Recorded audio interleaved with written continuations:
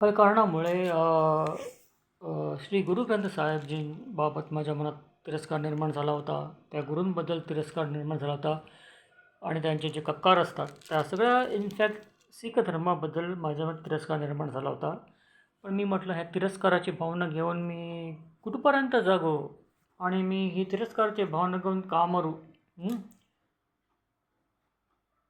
आमच्यावर असे संस्कार झाले आहेत माझ्या आईवडिलांचे, आजी आजोबांचे, आमच्या गुरूंचे, हे कुठल्याही धर्माचा, कुठल्याही धर्मग्रंथाचा, कुठल्याही धर्मगुरूंचा, कुठल्याही धार्मिक विचारधारेचा तिरस्कार करायचा नाही.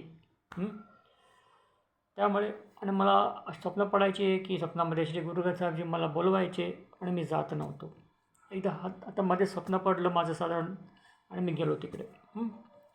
गेलो, मला काही नाही वाटलं. मला खूप आनंद झाला.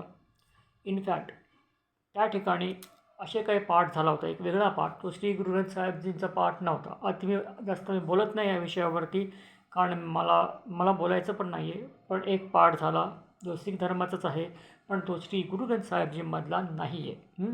तो पाठ माझ्याकडनं चुकला. तो पाठ फार महत्त्वाचा असतो, फार काटेकोर आहे. तो पाठ माझ्याकडनं चुकला. काही थोडी विपरीत गोष्टी घडल्या, पण ते श्रीपाद श्री वल्लभ स्वामी सगळं क्लिअर करून टाकलं. त्याला वेळ लागला, ऑफकोर्स त्याला वेळ लागला, पण क्लिअर झालं. त्यानंतर माझ्यावर तिरस्काराची भावना उत्पन्न झाली. आपण गुरुचरित्र वाचतो श्रीपाद श्री वल्लभ स्वामींचं, त्यामुळे त्यांनी स्पष्ट म्हटलं आहे, मी तुला धर्माविषयी जागरूक करेन. त्याच्या आधी पण त्यांनी म्हटलं आहे, मी विध्वंस करूनही धर्मसंस्थापन करेन. मी विध्वंस करून पण धर्मसंस्थापन करेन. तर माझ्यावर ते झालं. विध्वंस करून त्यांनी धर्मसंस्थापन केलं. माझ्या गळ्यात जानवं पुन्हा घातलं. माझ्या स्वप्नात श्री नरसिंह सरस्वती आले. आणि त्यांचे ते बसले होते समोर चौरंगावरती. त्यांच्यामध्ये कलश वगैरे होता. कलशाचं पाणी माझ्या शिंपडलं. माझ्या अंगावर सगळे ते होते कक्कार बिक्कार सगळे ते किरपा हणकंगा सगळं काढलं त्यांनी. आणि माझ्या अंगावर पाणी शिंपडलं आणि माझी मुंज झाली त्यांच्या हातून. बोलतो त्यांनी माझी मुंज केली. मला त्यांनी क्लिअर करून टाकलं. ठीक आहे.